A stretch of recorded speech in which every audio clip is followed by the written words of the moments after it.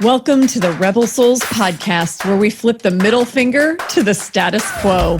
I'm your host, Shelley Paxton, lifelong rebel, liberator of souls, and author of Soulbatical, a corporate rebel's guide to finding your best life. Settle in as we dive deep with badass leaders who are rebelling for what matters most in life, business, and the world at large. I'm so happy you're here. Let's get this revolution started. Before we begin, I want to share an offering from my soul to yours. If you've achieved traditional success only to realize that you're living someone else's dream, then this will start you on a profound journey toward becoming chief soul officer of your own life, just like I did. I'm gifting you a free chapter from my book, Soulbatical, a corporate rebel's guide to finding your best life. It's called Liberating from the Shackles of Should. And if you're ready to, then visit soulbatical.com to download it for free. That's SOULBBATICAL.com. Warning, side effects include intense joy and fulfillment. Hello and welcome back, my fellow rebel souls.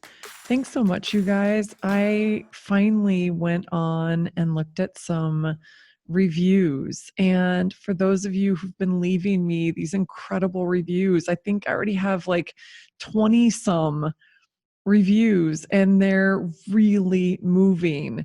And this podcast is doing exactly what I had hoped. And to be honest, I was listening to Dax Shepard yesterday, and he was talking about how like this is his favorite job ever. And I have to tell you that it's becoming mine too. Getting to talk to people I love who are fascinating and get all kinds of juicy nuggets for us as we continue to rebel for what matters most. Hell yeah. This is amazing work. And thank you for reflecting that back to me, that it's having an impact and making a difference in your lives as well. Every single one of these conversations is making a difference in my life. And I was like, why the hell am I not sharing all of these? I know these amazing people. So anyway, I've been down that spiel before. I know you've all heard me say it, but thank you really, truly from the depths of my soul. I really appreciate that feedback. And for those of you who haven't yet left a review, if you love what you're hearing and it's also having an impact on you, give me some love. Give a girl some love. Rebel love, baby. Rebel love is a unique brand of love. You know what I'm talking about. So let's get into today's episode. I had the absolute pleasure of reconnecting with my friend, Kara Goldin. Kara is amazing. She is the founder and CEO of Hint Water. And I got to tell you guys, here's mine. For those of you who are watching me, I've got my Clementine. That's a new one. I haven't tried it yet until today. If you've not tried Hint Water, yum, get on it. It is so good. I now order it directly from their website and I fill my fridge with it. My very favorite flavor is blackberry, for the record. But I keep trying new things just to see what I like and keep some variety.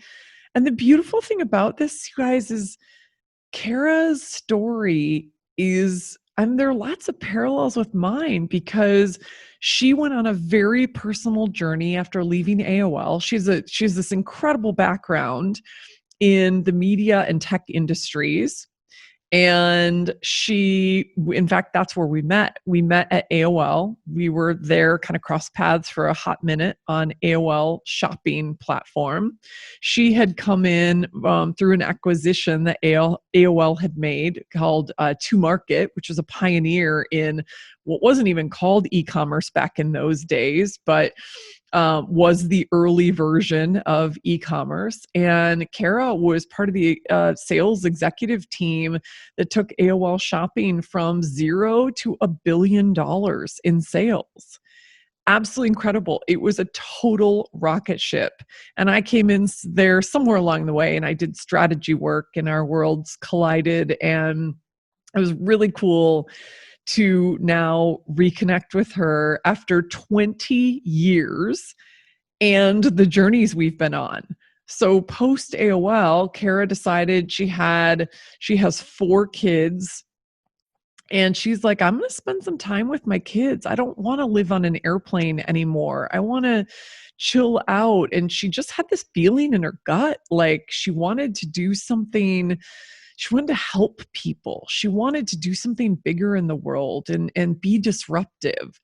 And so I said to her, like, I think that was your soul talking to you. And so it was also post 9/11. And so, she, as well as so many of us, were kind of rethinking like what really matters, sort of similar to what we're doing right now in COVID and different scenarios, but big shakeups, right?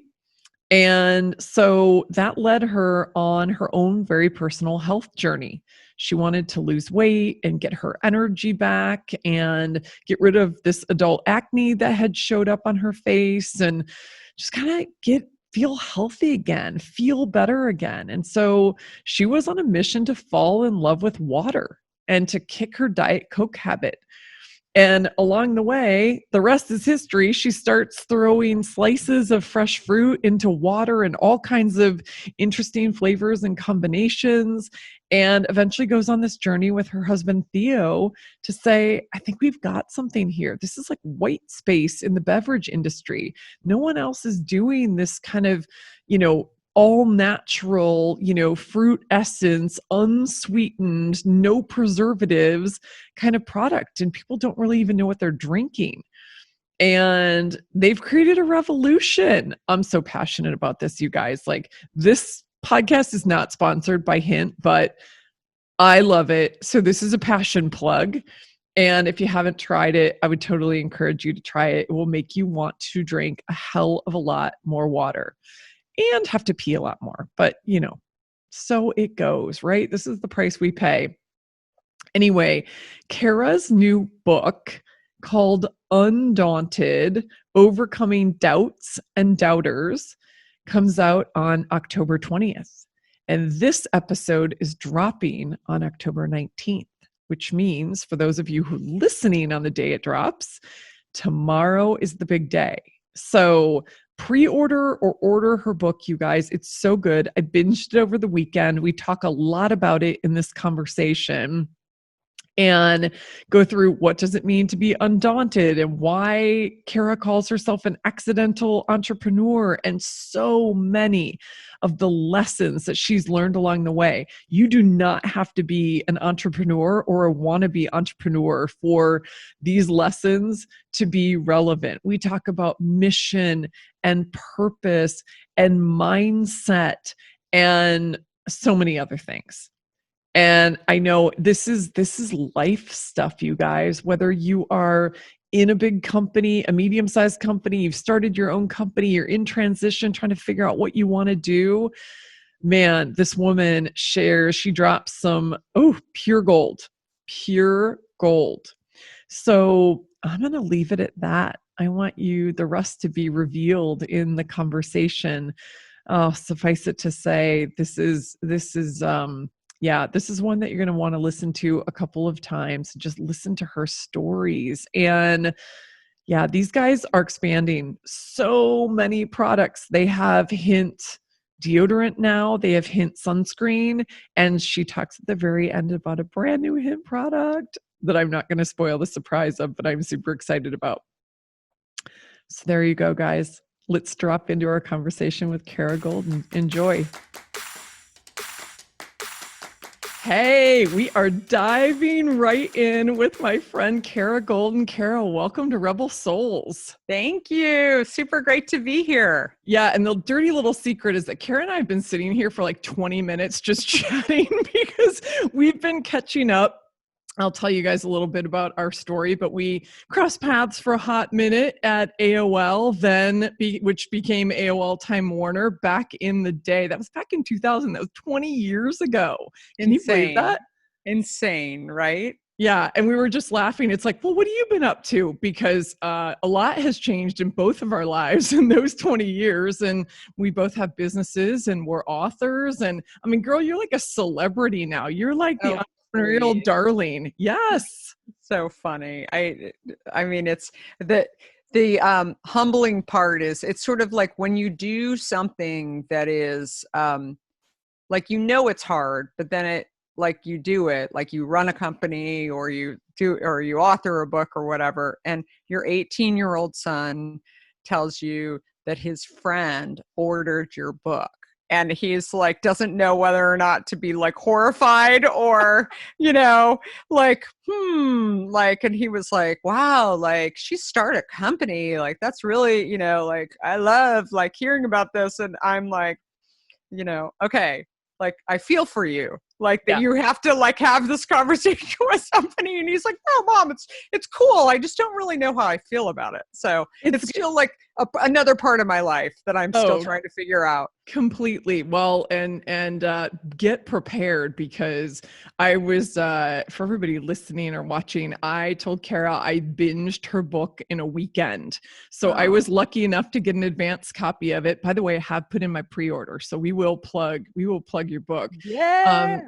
but I totally binged it over the weekend, and I loved it. One, because for me it was a little bit of like a trip down memory lane when you were talking about AOL and the tech industry and everything that was going on at the time. And even some of the names were super familiar.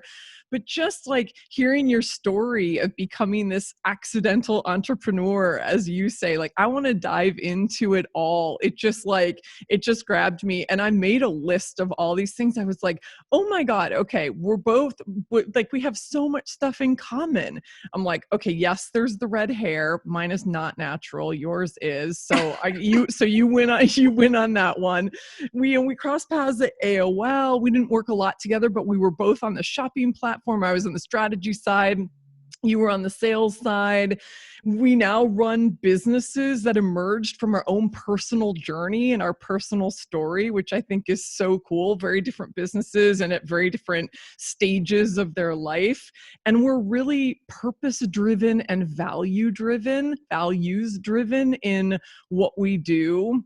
We're both passionate about helping people, and we've now written books about our journeys that we're sharing with the world to inspire others. And so I was like, I've never been more happy to reconnect with somebody after 20 years, because I was like, Oh, how cool that our journeys have been on this beautiful parallel path, even though they've been wildly different. so nice. Very, very Yeah. nice. But Yeah. I love hearing that because I agree. So very, very similar. Yeah. So let me start by asking. I love your signature question on your Unstoppable podcast. And my signature question is, what are you rebelling for? Well, I think, it's an interesting question because I think some people have that answer from like their whole life, right? And I think for me, it was always it was kind of always there, but it was never really defined until I did leave AOL. And it was and it really boiled down to health, because I thought like the hardest thing for me to actually get right was getting healthy. And I had gained a ton of weight from all the kids that I had, and I have 4 children. And but also like I developed this weird like adult acne that was really bothering me, that just I never had acne like as a kid. And then my energy levels were way down. And so I kept really trying to figure this out. Like, why is this happening to me? And, I had this one thing that I think so many people, when they're trying to figure stuff out, it's like a good and a bad, but I had time, right? Like I wasn't working. And so I was like sitting here trying to figure out like, okay, how can I solve this stuff? Maybe I should start working out. This new store called Whole Foods had just opened in San Francisco. Like I was like, oh, it's really fancy. Everything's healthy there. And, I can just go and like shop there and I'll get healthy. And it really wasn't working. And so anyway, the net of the story is, what I realized for me was that not only did paying attention to my health actually help me to do a lot better and really, like get to a point of understanding my purpose, but also made me realize that a core thing for me that was kind of missing was helping people. And I thought, like, if I could actually, what I found by launching Hint was that it, by putting fruit in water, it helped me to actually drink water. And I thought, there's a lot of people who have this problem. I had no idea, but like, my guess was a lot of people had this problem because, you know, these diet sodas were a really big market, and people who were drinking vitamin water, like, it was like they were drinking it because they thought it was healthier for them. And so I thought, there's a market out there. I didn't know how big it was. I didn't know how many competitors there were, but I thought, who cares? Like, as long as I go and launch something, and if I'm helping people, like, that to me will be a driver, and sort of what I ultimately feel like, you know, I should be going for. What? And yeah. Go. I was just gonna say, just to take you a step back, because you had this high flying career in the media and tech industry. So you were in the like Time Inc. world before you were at Time. You were at CNN, then you went to the precursor of AOL, AOL shopping, right? I forget, what was the name of the company that you went to? To market. To Market, yes, Yeah. yes. To Market, which was then, which was basically one of the front runners, or the pioneers in the Totally. e-commerce space, right? Which was then absorbed by AOL. And then you literally created, that AOL shopping from 0 to 1 billion. I mean, obviously there were lots of great people in the team as well. I mean, I was, I was definitely a part of it, but I think that, yeah, I mean, it was a crazy time, and we had no idea, in the early days back in 1995, we had no idea what we were doing. And, and part of the reason why, I wrote this book was sort of sharing these stories about, like, I mean, it was not only scary, it was fun, but it was truly the wild, wild west of, like, growing something from, you know, we didn't even know. Like, we would set goals and we had no idea whether or not they were attainable anymore. And so people always ask me or make comments to me saying, like, oh, you're fearless, or, you've got lots of confidence, or whatever. I'm like, yeah, there were many times I had no idea what we were doing, but I knew that I would try, and that I would be able to, like, I was okay with that, basically living through this experience and feeling like I was going to learn a lot, and ultimately, you know, keep moving forward and keep celebrating and changing what I needed to change along the way in order to do, what we did. And I think that there were just so many things along the way that I'm just so grateful, frankly, for AOL, for being able to learn there. And, I think the biggest issue for me, frankly, was the travel that I was doing. And I was living in San Francisco. I was married. I'm still married to, thank God. I mean, like, I don't know how that stayed, like, traveling as much as I did. But, he was a lawyer, so he had to take the bar exam in California. So it's a bigger deal, like, when you Yeah. move, right?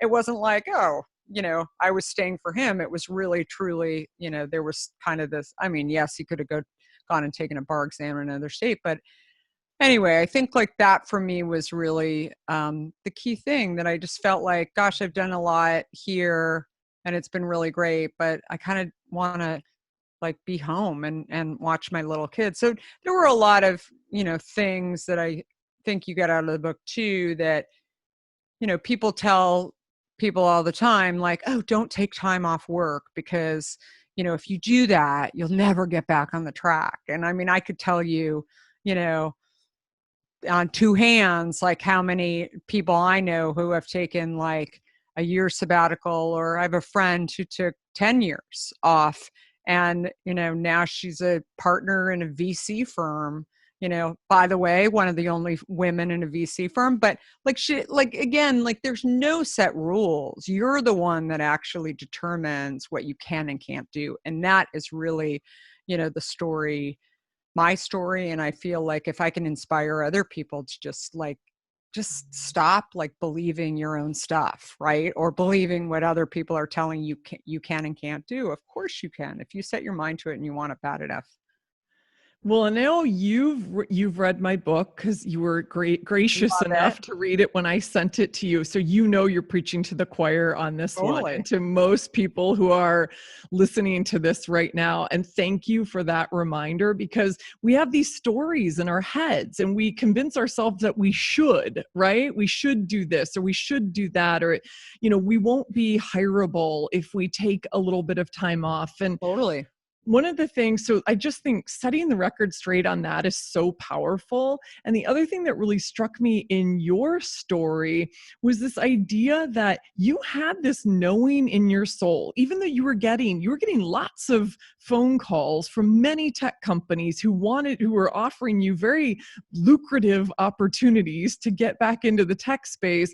But you had this deep knowing in your soul that you somehow wanted to make a more positive contribution, that you were meant to do something more disruptive. Like, what had you listening to that? I'm assuming part of it was your family and not wanting to be on planes all the time and all of that. Was there also was that a time for you to be connecting with your soul in a way that you hadn't before? Yeah, I mean, I think the key thing for me, well, one of the events was 9/11. And Yeah. so I had just had, a few months prior, I had just had my daughter, Caitlin, and, and I was pregnant with actually my third child, which, is like, wouldn't recommend. I adore him, don't get me wrong, but like having kids 13 months apart, I had friends that would run into me that would say, oh my God, like, didn't you have a baby? Oh my God, wow, you're having kids 13 months apart. It's crazy.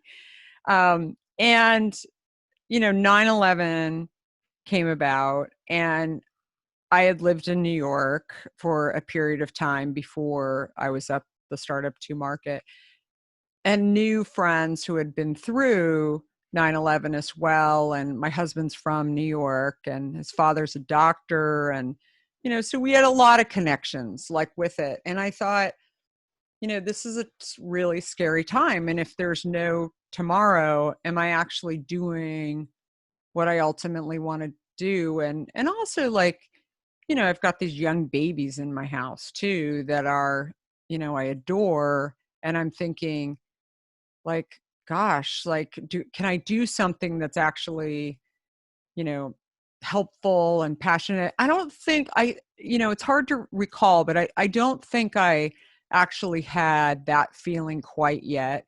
Um, you know, right at 9/11. I think for me, I was really thinking first, like, is this what I want to ultimately be doing? Do I want to be in tech? Do I want to work? Like, do I want to be commuting? Like, I want to stay with my family more. Like, all of those kind of questions were rolling through my head. But again, I think for me, it was like, well, I'll make a decision later. What I really want to do is get healthy. And so I think it was really the combination between the two of them that sort of led, frankly, to me diving in and really deciding that this was what I wanted to do. I mean, for a moment, I actually thought I want to help people, so therefore I need to do a nonprofit. And so I searched for a nonprofit, and the biggest issue for me with a nonprofit was, AOL in many ways kind of ruined me, because it was like this fast rocket ship, right? And so Uh-huh. I'd go into like these poor, like, um, lunches, looking at, these different nonprofits and these groups, and you know there'd be this huge meeting, and we'd all chat, and then we'd all walk away from there without sort of saying, okay, we got to go to this. And I was like, wait, what are we doing? Like, did anything get done?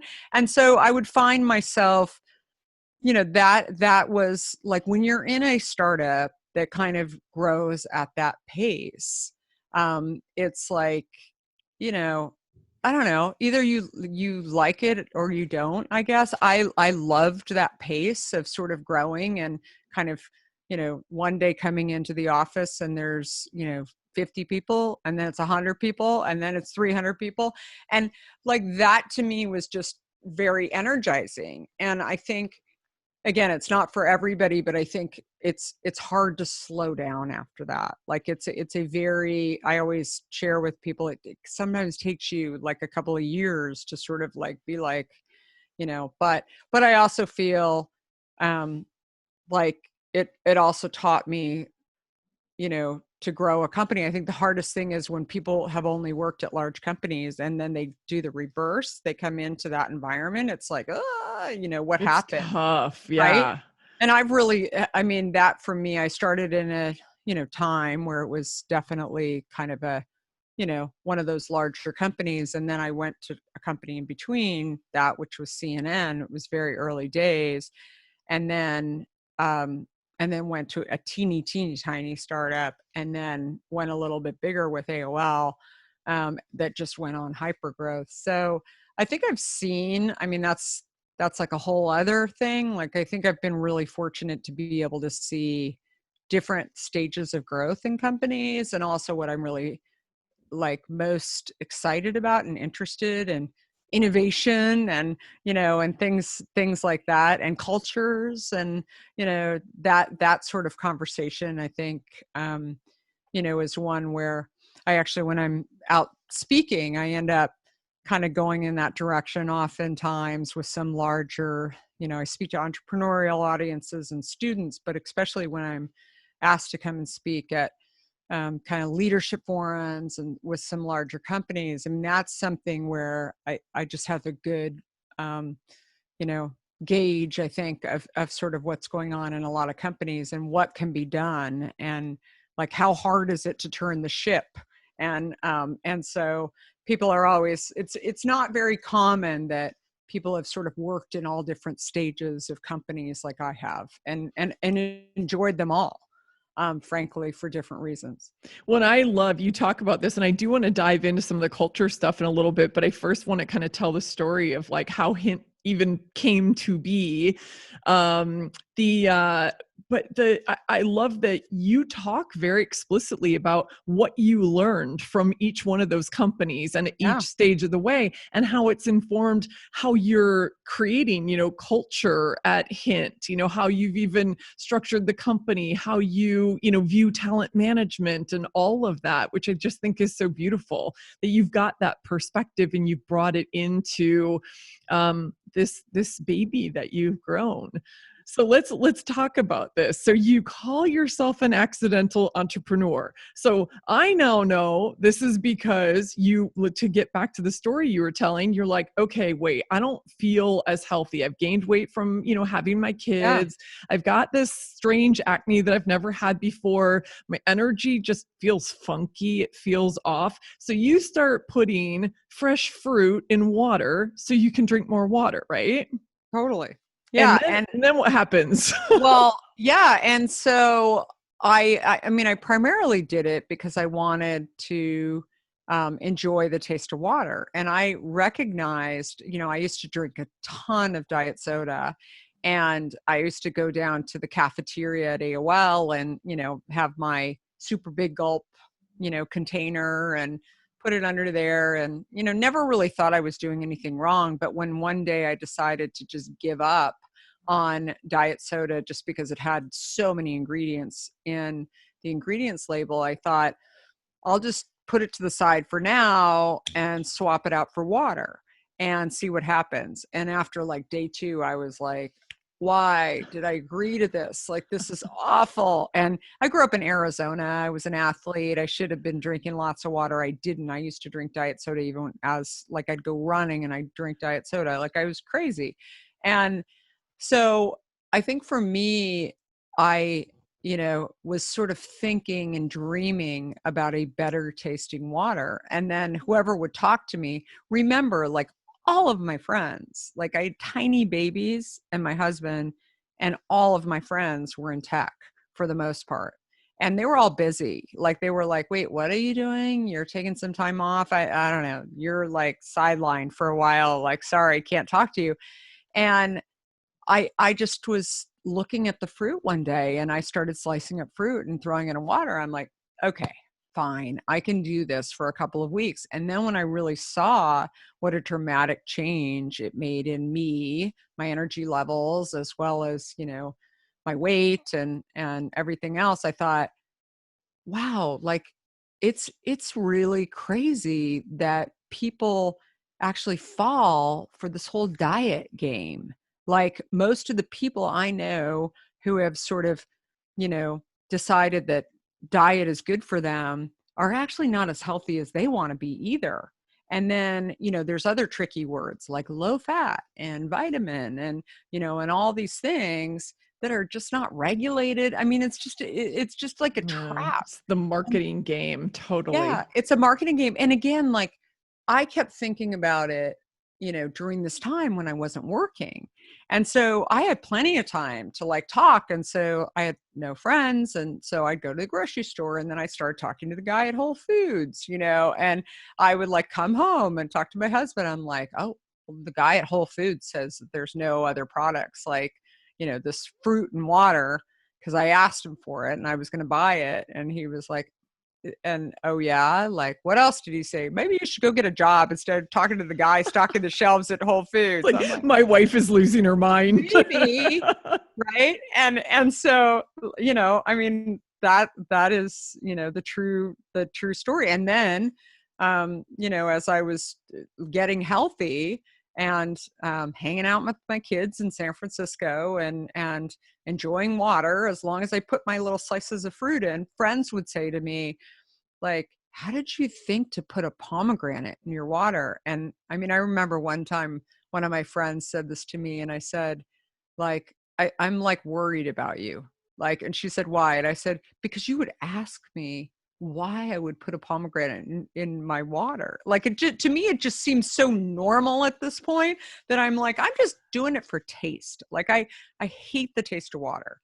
And so anyway, I just laughed. And that's when I think, there were just all these stars were aligning. Like I was just like, I don't know, maybe people like it. They would tease me like, hey, when you come back to the gym, like bring me a raspberry one and stuff. I'm like, sure, like it was like this joke. And so then I thought, God, it'd be really fun to get a product like in Whole Foods. And I don't know, like it's a funny thing. I've said this to people so many times. I think I'm the only one that actually thought, I mean, obviously there's plenty of products on the shelf at Whole Foods, but I really like thought about it one day. I'm like, I don't know. It's like a goal. I wonder if I can get a product on the shelf at Whole Foods. And I don't know like why or whatever, but I just thought, I don't know, like I wonder what it would take to make that happen and how it would happen.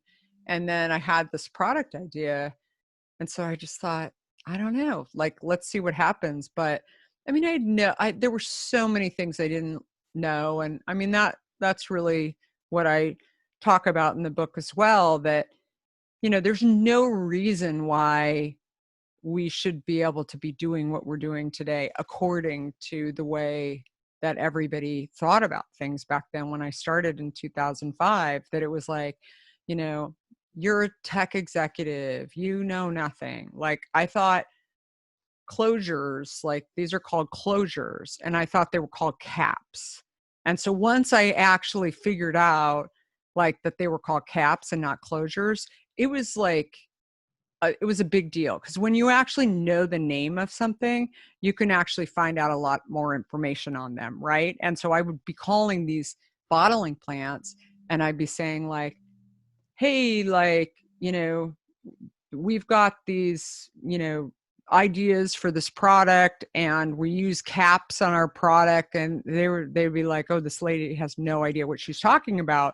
But once I said, we use like, this size closure, they're like, oh, she's like awake now. Like she's, she knows what she's talking about. So I think that there was also this element too, for me, of kind of like, I loved growing to, do what I did at AOL. But I also felt like I was teaching a lot of people. Mm. versus like actually being educated. And so I talk about this a lot, and this sort of like leads into culture too, where I think that that was kind of the exciting thing for me too about launching a beverage and launching something that helped me get healthier, is that I had made this discovery and I could help a lot of other people. But in addition to that, I felt like I had no idea what I was doing. I had never been to a bottling plant before. I had, like there was just this geeky like side of me that was just being, energized by the education. And people would say to me like, "Oh, you've worked at like, the big soda companies." I'm like, "Oh no, I like never did." And then after a while they'd be like, "Oh, what did you do at these other companies?" And they were like, "Oh, okay."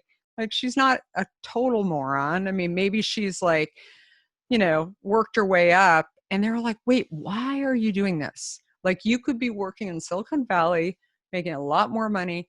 And I'm like, "I know, but I got really healthy by making this change. And if I could help a lot of other people, it's a big idea and we could change health in America. And we could do so many things." And people were like, "Wow." Like that's, and so that goes back to this other point I made a few minutes ago, which is, nonprofits are great. They help lots of people, right? And help lots of causes. Yeah. But I was like, I'm helping lots of people too. Like I could actually help change the course of diabetes if everybody, like type 2 diabetes, if everybody actually figured out that, having diet sweeteners may not actually help you to not get, type 2 diabetes. It might, right? There's a lot of things out there like that. But anyway, I think that that was the thing that I found was probably most interesting about this, that, and something else I talk about in the book too is that, I didn't know what I was doing, so I didn't really have like a solid timeline. So, which is another thing that, and I call not only an accidental startup, but I'm like often quoted as saying we're a 15-year startup. And, Yes. and people are like, "Oh, that's like a long time." And I mean, could I have gone faster? 100%. But I wanted to wait for, to go into markets when I thought that that consumer was ready. I wanted to raise money from the right people. So I was very smart about levers along the way to make sure that we were not making any bad moves that would, potentially crush the company. Yeah, I think I wrote in the notes that I sent to you that's like, you've proven in writing this book that there is no such thing as an overnight success. Uh, Before, everybody says that it's like, oh, hint or whatever, the other thing that starts to just get in the spotlight. It's like, oh, where did that come from? I personally didn't even realize that you had been working on this for 15 years. Yeah. Yeah, I, no, it's crazy. And that's the true for so many companies. I mean, yes. I, I always tell the story that when we were coming out with Hint, we were lucky enough to meet one of the like key people, the top people at Vitamin Water, and this guy Mike Rapoli, who runs sales for Vitamin Water. And he told us the story of Vitamin Water, and and like I couldn't believe, I think at that point they had been around for like 14 years, and I'm like, "Wait, what? You've been around for 14 years? Get out of here." Like you guys were around in the 90s. Like it just seems so weird to me.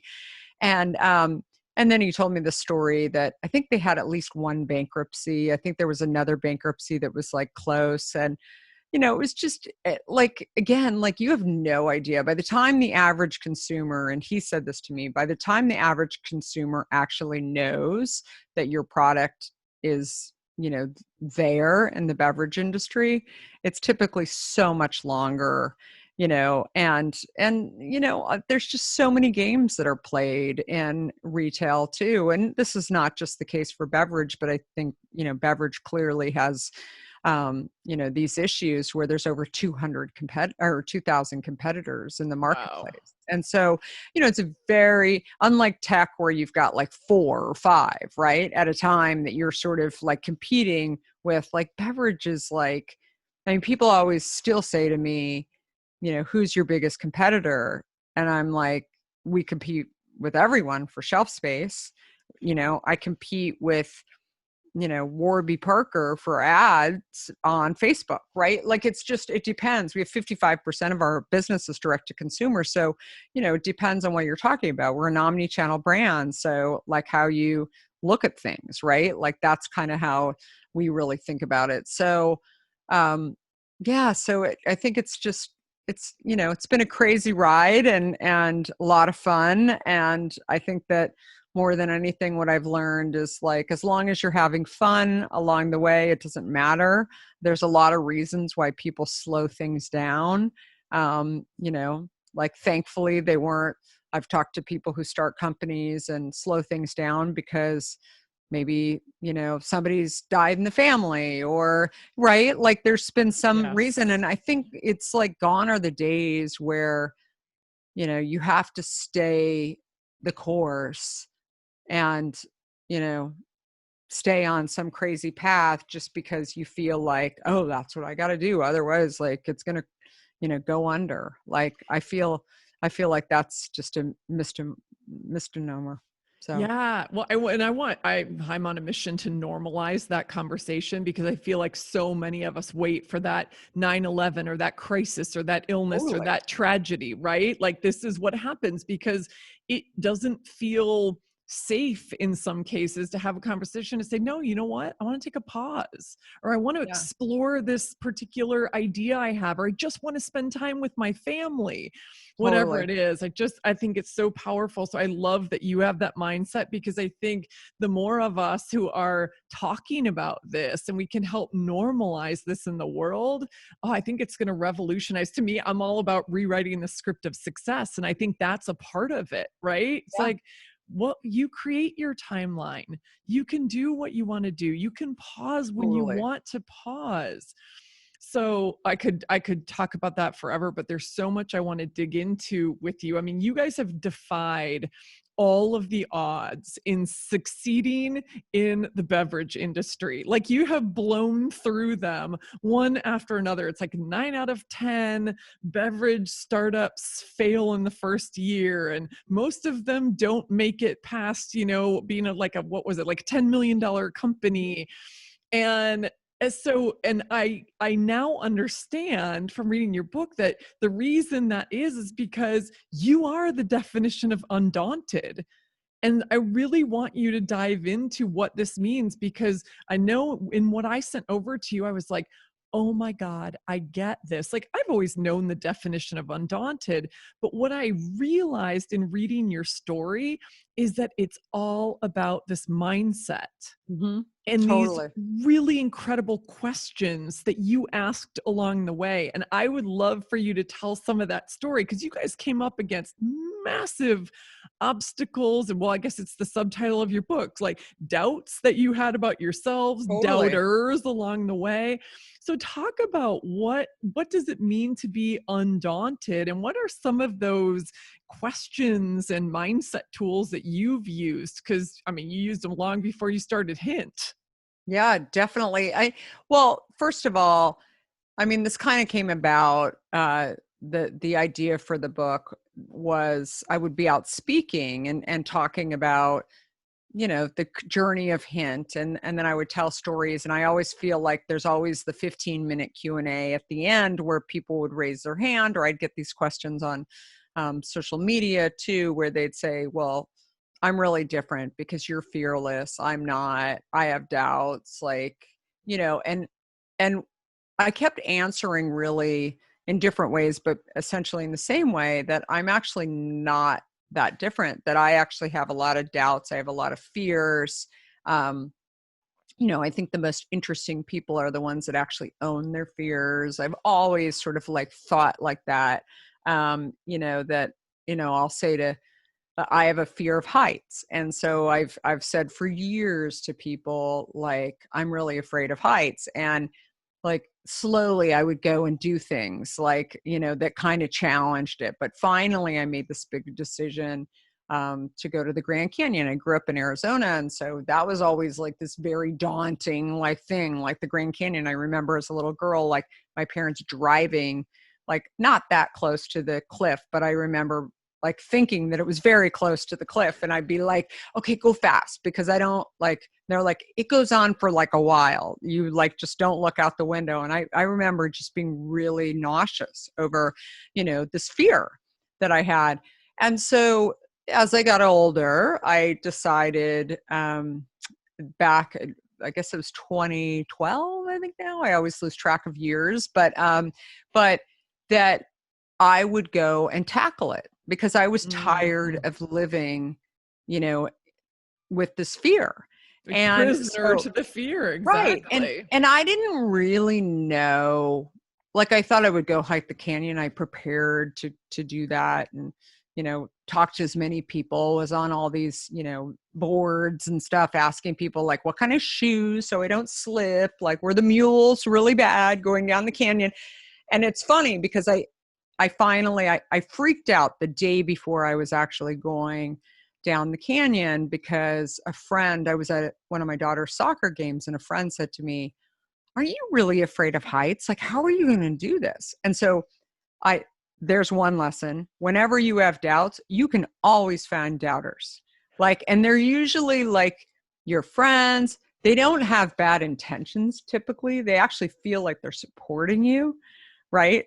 But how many times have you like barely shared, like, I don't know if I should do that or not. Yeah, you probably shouldn't.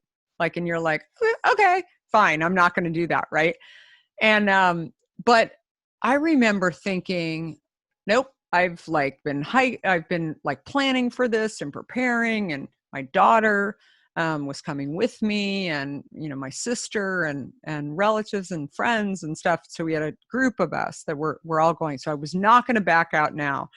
But I called my sister and I said, listen, I'm kind of freaked out right now. I should not have gone to the soccer game and like run into my friend, right? Blaming her, for it. But I said, I think I have to start at like 4:00 in the morning. If I start at 4 a.m., maybe I'll like get down the canyon far enough where it's like not so high. And like at this point before the sun rises. So I'd strategized about like what was my visually, like what would I be fearing? So I have a great sister, she like was like, okay, like 4 a.m., like whining and complaining, but she's like, all right, fine, because I don't want you to back out. So we, go down the canyon, everything's great. And then all of a sudden, my sister and I were by ourselves. Like I won't tell you the whole story, but this herd of like goats come over our head and like almost like killed us. I mean, it was so close to like killing us. We both looked at each other and we're like, oh my God, we totally thought that we were like worried about slipping down the canyon, worried about all these things. And wouldn't that just be so radical if we were just killed by a herd of goats in the middle of the canyon? I mean, almost too much. Like we were just laughing, right? We were cracking up. So then we continue, and we had all broken into like groups. We get to the bottom of the canyon and we're going across the canyon. And I'm like, God, I'm so hot. Is there shade anywhere? And no one had told me. I did all this research and no one had told me that there's no shade on the bottom of the canyon. There's 9 miles of like no shade in the canyon. Excruciating. And it was just, and I don't do well with heat. Like I'm actually, I don't know. I just like don't, I've just never liked it, even though I grew up in Arizona. I was just going to say, it's very ironic. Yeah, but I really like shade, and it's not, it's better for me probably, but it's also, I just don't like sun just beating on me. It just is like not a pleasant feeling for me. So it was really, so that part, 9 miles is really tough. Right. And it was like October, it wasn't July, but it was still warm. And I was just like, oh, this is really hard. And then as I was going up the mountain. So you're doing the rim to rim, right? So you're literally going down, through, and up. That's, yeah, that's a hike. And so that was like another piece where, as we were heading up, I have an encounter with a rattlesnake. Like, and what I found, every single one of these challenges, as you know, as somebody said to me, you're basically in your hallucination state. It's 22 miles, right? So I'm like so tired. I'm like, got to go up this mountain. I run in this rattlesnake. Is that I kept reminding myself when things got hard, I kept reminding myself about things that I had done that were really hard.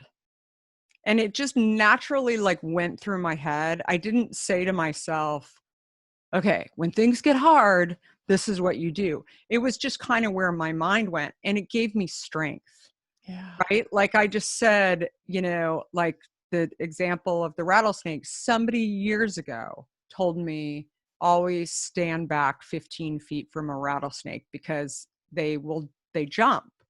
And so like if you're, I mean, I don't know if you're 16 feet, like, you better hope that it's not like a rattlesnake that knows how to go 16, but everyone told me 15 feet.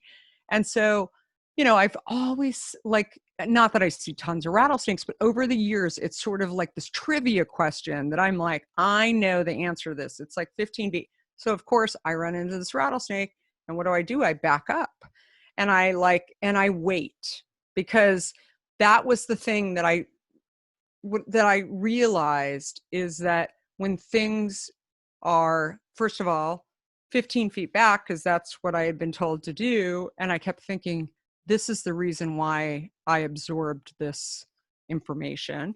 But then also, sometimes you have to wait things out, right? Yeah. COVID is such a great example where, like, sometimes you have to move, sometimes you have to just sit here and wait and just breathe. And, and that was like, and again, once I feel like, once you start kind of getting in that rhythm of knowing, like, remembering what you've done well, remembering when you've had challenges, when you do run into these challenges and these unexpected times of, going 9 miles, how could no one tell me like that was like the situation? I mean, you have no idea how many people, like, I asked about this stuff. So again, like, you'll run into things where, like, you're just like, wait, well, this isn't supposed to happen. And you have to be able to deal. Right. And so I think like that is the story of being undaunted too, where, it's not just about business. It's also about your personal life. And, it's like, I mean, I've talked to friends who, I was just talking to a friend who, is a breast cancer survivor. And, I mean, she has the most beautiful story where, like, for her, like, when something that horrible happens to you too, it's like, you have a choice. Like, you either give up or you fight.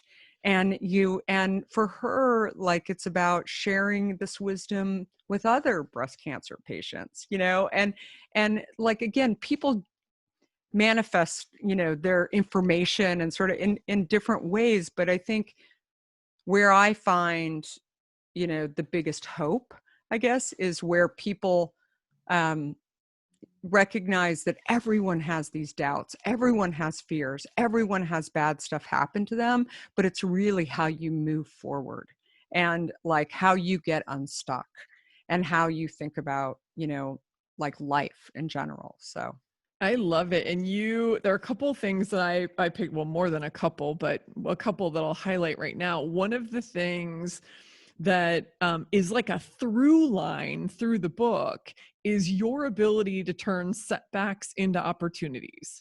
And we all have that ability. We all yeah, have that opportunity. And it's exactly what you're saying. It's our mindset. It's like, am I going to let this take me down? Or am I going to find the opportunity in this? Right? I yeah, mean, you told such a powerful story about, so I loved that personal story about the Grand Canyon hike. And you also told in the book the story of when you guys were getting, you had all this momentum because Starbucks had yeah, picked up Hint. And then suddenly they didn't. yeah, And you were able to find the gift in that. I was reading the book going, holy shit. Like yeah. they're a goner. Well, I had, some early reviewers read it, and who knew me, and they said, for a moment, I thought, okay, this is where they close up shop. And then I was like, wait, she's still that hint. Like they can't, it must still be fine. I know. And, even investors of mine like said, oh my God, like I never really knew, like it was like, so crazy. So yeah. So, when big wins, like getting into Starbucks happen, I mean, I'm not going to lie. That's like on your timeline. Like that is like rocket ship. So Hell yes, great. it is. Right. That's like AOL rocket ship, isn't Yeah, it? it's amazing. But I learned I learned a lot of things, but I learned a really important lesson from that, which was that that was a big celebration, and we put all of our focus as a company on that, because we were like, it's 40% of our business. Like we were like, oh, we're going to 11,000 locations, everything's great. But we never really thought, what if that goes away? Like maybe somewhere in there we thought, okay, eventually they won't carry it. But we didn't think it would go away when you're doing really well. And so we had, been selling lots and lots of Hint and like exceeding our goals with them. And then they changed buyers and we get this new buyer and she phones us very nice and said, hey, I love Hint. Unfortunately, we're going to discontinue you guys because we want to put food in the case where it's higher margin business. And, and, the worst bad news was it's going to happen next week. So we had already produced a ton of product. Oof. And when you produce product, like we have to pay up front, like for the product, we had to pay for the bottles and the fruit and everything. And so we had 6 months of inventory of Blackberry Hint sitting in the warehouse. And basically, like, I don't cry very often, but I kind of cried. I thought, oh my God, like, what are we going to do? Are we going to have to destroy the product? Because it didn't have like an unlimited shelf life on it. And then we, a couple weeks later, got a phone call from Amazon. And the buyer said, hey, I buy your product all the time at Starbucks. And I didn't know if I should actually share with them that, we're getting kicked out of Starbucks, or we did get kicked out of Starbucks by the time they called. I thought, well, he's not asking. I'm not like going to add anything more to that conversation. And, that was a moment where I was like, okay, they're going to help me by basically buying a lot of this excess inventory that I had. So it was great. But what I also realized, and I mean, it's kind of ironic because I'd been sitting at AOL, running the e-commerce, and then thinking that was like impossible because we had a heavy box, like all of the things that I had thought that I really, really knew. First of all, like there was a lot of time that had gone on where things had gotten better, but also, we struck a deal with FedEx Ground early on that, this comes a little bit later after Amazon, but we were able to do because we understood Amazon's system, and I understood so much of like the back end operations from my work at AOL working with retailers too, that I understood kind of some of the issues and if we could find a good shipping rate, et cetera. And so we were in Amazon for about a year before we just really decided that we need to start our own direct to consumer business, primarily because we weren't going to get the data from Amazon. And again, like having that experience from AOL, I was able to sort of, know what I wasn't getting. But it also was a moment where I, had this epiphany. Not only did I need to start my own direct to consumer business and figure out how to get a relationship with FedEx in order to figure out the economics of the whole thing. But in addition to that, I remember connecting the dots very clearly that I was like, oh, okay. Not only did I bring lots of insights from AOL over to this relationship that I'm now experiencing with Amazon. But also Amazon wouldn't have probably, maybe they would have, maybe they wouldn't have reached out and asked me about the product if they wouldn't have had it in Starbucks. So, it's something that I've always believed that like when bad things happen, they don't last forever. Yeah. right? And sometimes you have to go through these bad things in order to experience better things. And to see And the gift, right? Because we often don't see the gift in the moment.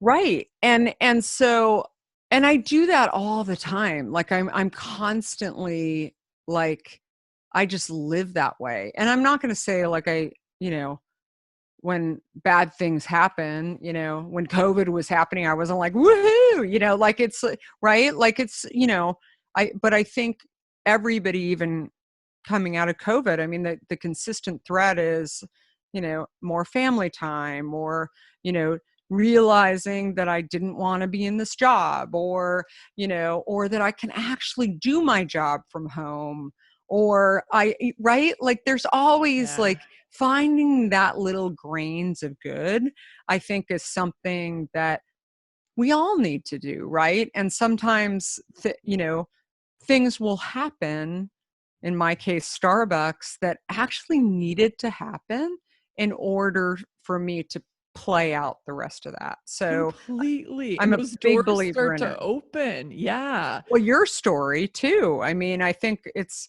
the same. It's like there are so many, I mean, I loved your book, and Thank so you. many, instances when you're up in Wisconsin, and, lots of different, um, lots of different things in there that, really got me thinking. And I think like there's a lot of people are like, oh, I never should have done that. I never should have gone there. And I'm like, no, like, calm down, zen out on yourself a little bit, and allow yourself to sort of, sometimes you don't always know why you were there, or why, right? Or why you did something, but Yeah. then, do you know what I mean? Like, I think it's a big piece. Absolutely. We don't always know why we're called to do something or why we're there. And actually, I mean, what I love to say is like, usually the reason that we go to something or we're here is not usually the reason we think we're here, right? We 100%. discover later or in that moment that, oh, this was the lesson, or Yeah, this but was the not, but gift. you're lucky that you say that, because I don't think I think the majority of people, like when I say that to them, they're like, oh, wow, that's interesting. Like, I think if you think that, you're ahead. Like, you know Yeah. what I'm saying? Like, I always, like, people will say to me, like, oh my God, this being an entrepreneur thing is a disaster. I can't do this. I can't do this. And I'm like, stop. Like, that's the problem, because you have actually set yourself in this motion of can't, can't, can't, can't, can't. And so I said, like, you Yes. can't move forward until you actually undo that. And they're like, but I feel that way because I can't do stuff. And I'm like, like, I'm telling you, undo, What is undo. the famous Henry Ford quote? Whether you can, or whether you think you can or can't, you're right. Because Totally, that's a what we're hundred convinced percent. of. It's funny you should bring that up, because I wrote down as one of the favorite, like, again, a through line that I associated with Undaunted, is the fact that at every stage, especially every like twist and turn of building this business, you said, what can we do? Mm-hmm. Because you were presented by so many people saying, nope, can't do this. And you and Theo, your husband, trying to figure out how to get a longer shelf life while still honoring the product integrity and sticking to the no preservatives, no sweeteners, no, making this true to your original vision. You just kept asking, what can we do? And it opened one little door after another little door, then it opened some bigger doors. And that is a big lesson for all of us.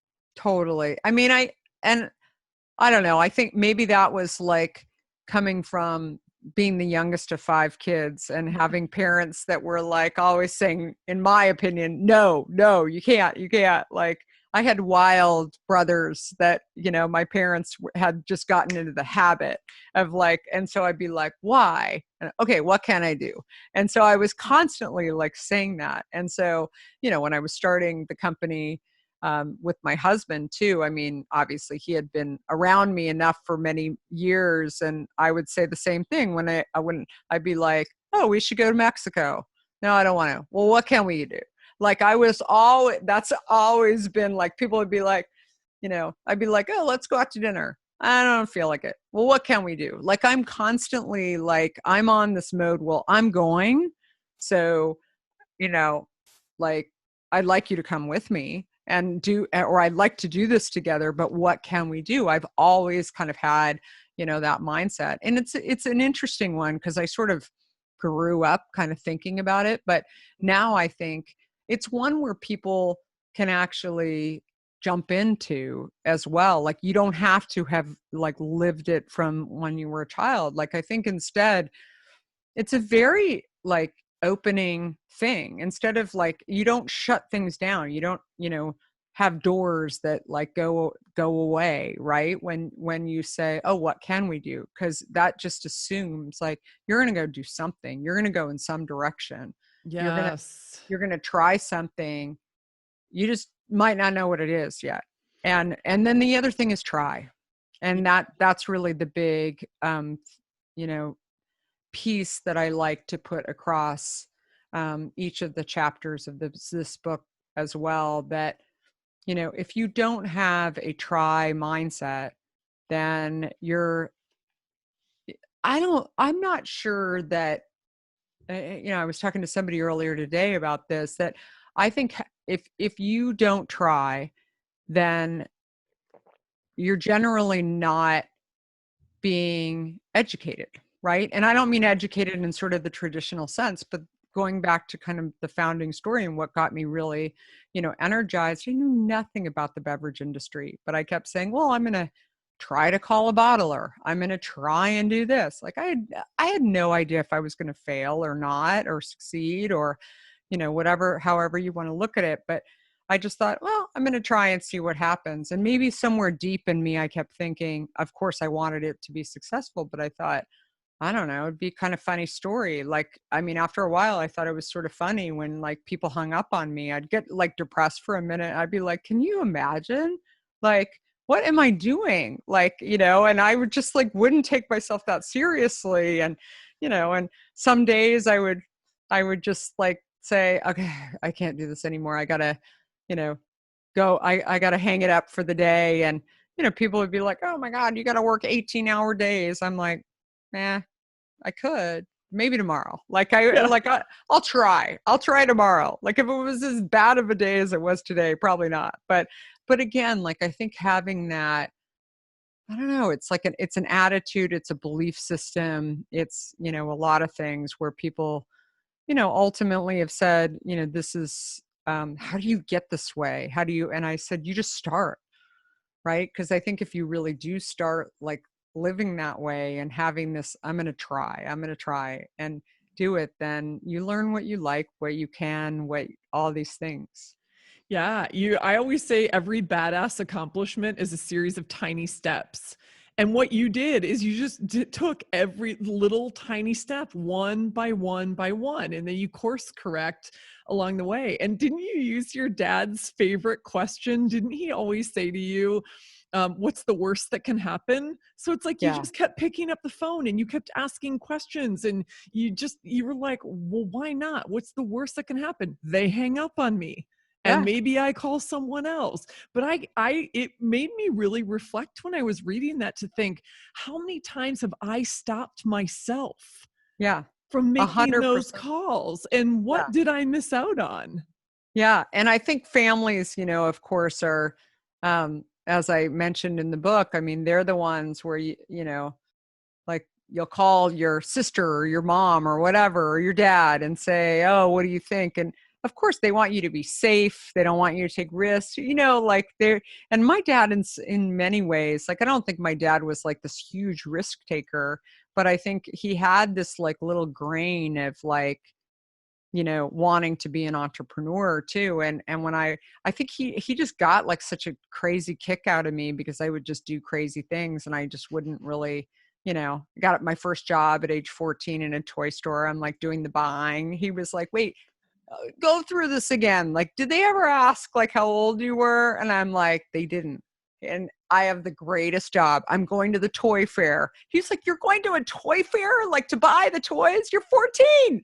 I'm like, I know, don't tell anybody. Like, it's It's all good. And he's like, I cannot believe, he was like, as long as you're staying out of trouble, like that, that was like the overwhelming, sort of uh wish that came out of my parents. Like they just Oh they my just God. laughed most of the time at me. Like so anyway, I it's think it's pretty so funny. funny though, Kara, as I'm listening to you talk and tell the story and I'm thinking back to parts of the book, I'm like, she's not an accidental entrepreneur at all. Like this mindset and what you've been doing since you were 14, getting that job in the toy store, and the way that you've just picked up the phone, the way that you got inside, you wanted a job at Fortune and you got a job at Time. You literally just showed up. I mean, Yeah. the stories, you guys, I'm not going to give away all the stories in the book because I want everybody to buy this book. But it's like, I look at it and go, oh my God, you were destined to be doing what you're doing right now. And I know we're getting really close on time, and I don't want to let this conversation go without us riffing a little bit on purpose and mission, because you are so guided by this bigger vision or this bigger purpose of helping people. You said it as we were talking about what you're rebelling for, and you guys have shifted.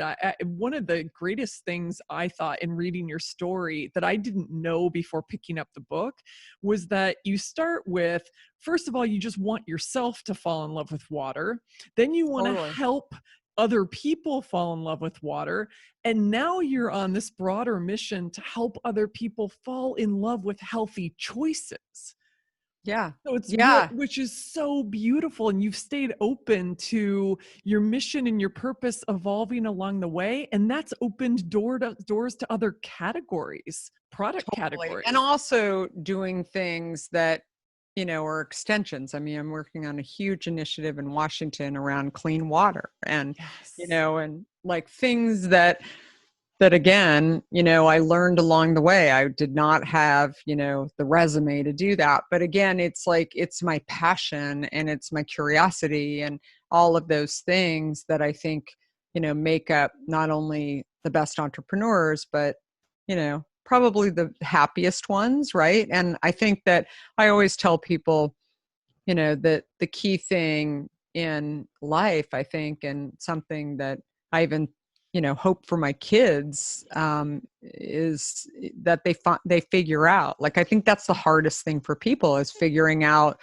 what it is that they want to get up and do. And I talk a lot about this on Twitter, that I'm like, just simple things like saying good morning to people. It's like it sets them in the right direction, Yeah. right? And, and then like, who do you want to be around all day? Do you want to be around people that don't say good morning to you? Do you want to, do you want to do something that actually like you feel good about, that you have consumers like writing to me every single day saying like, oh my God, like, I love your product. You help me get healthy. Like that kind of thing to me is like, that's like fuel, right? Like that's what keeps you going when you have those hard days, when you get kicked out of Starbucks, when you know, like aren't sure you're going to make it out of the Grand Canyon, like all of these things along the way where, it's just all these things combined. You're like, I got this. So Yeah. that is the big thing. And I think it's, it's not easy to find your passion. And I think you got to like do work on it. But I think it's something that just makes life a little bit easier and happier for people that can actually figure it out. Yeah, having that why. I wrote something down that I want to read from your book because it's about mission. And I just thought your advice was so powerful. You said, wherever you are in your journey, it can take some time, it can take some doing to figure out what your mission is, but you will never define it, let alone achieve it, if you don't open doors and try, the operative word, Totally. different possibilities. When you do that, your mission gradually comes into focus based on what you learn about yourself, your product, your company, and the world as you go along.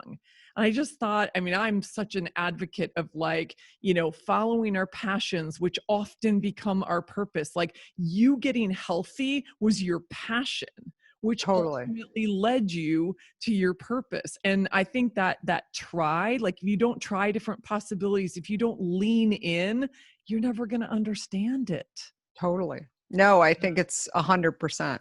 So very, very, very true. Yeah, it's so powerful. And by the way, I love what you're doing. I listened to, so you have your podcast is Unstoppable, and I listened to you and Greg Renfrew. And I love Love who's her. founder and CEO of Beauty Counter. I'm a loyal Beauty Counter user as of the past just couple of years, and I will never go back to anything else. And just hearing the two of you talk about your journeys, but also just advocacy. And you talked about lobbying for clean water. And I'm like, oh, you go, girl. I just love Yeah. how this mission continues to grow and just fuel your energy and fuel Thank the you. company. Yeah, no, it's really pretty. I mean, it's pretty great. And Greg's done so much great stuff around ingredients and makeup and, cosmetics industry as a whole. So I think it's when you have a purpose-driven mission, it's easy to find causes that you need to kind of like jump into and try and fix. Yeah. So that was a great podcast. You got me thinking. I need to go back and listen to it again because it was awesome. It's so good. That was one that I bookmarked. I'm like, I need to go back and listen to that one again too. It was really, really powerful. And I just love, I mean, okay, my background. I was with Harley Davidson for 6.5 years. You reference those customer stories. They write into you. I was just so blown away at what you guys have created and how your customers have become more than customers. You describe them as fans, advocates, believers, participants. And Totally. they're writing in basically saying this bottle of water, right? Change In the your same life. way, yeah, in the same way it changed your life, it's changing people's lives, which isn't easy to do with like a consumer packaged good, Yeah. right? No, totally. It's like it's a really powerful message. So yeah, it's been a great journey. Yeah. Well, it's unbelievable. I could talk to you for hours. I have like 100 more questions and we're not going to go there because I want to honor your time and the ears and eyes of everybody listening. I love that So sweet. I love that they've been with us this whole time. So I did want to say, so you guys have branched out you started with water and then you got into sunscreen and then most recently deodorant. And then right before you and I got on camera, you showed me. Yes, the hand sanitizer. So that was a realization through COVID that I thought needed to have some adjustments in the marketplace. And so we just are launching it right now. And it's so good. Like it's so awesome. So we're very, very excited about it. I am super excited. I'm definitely going to use that because like you and I were talking before, like most of the hand sanitizer just smells horrific.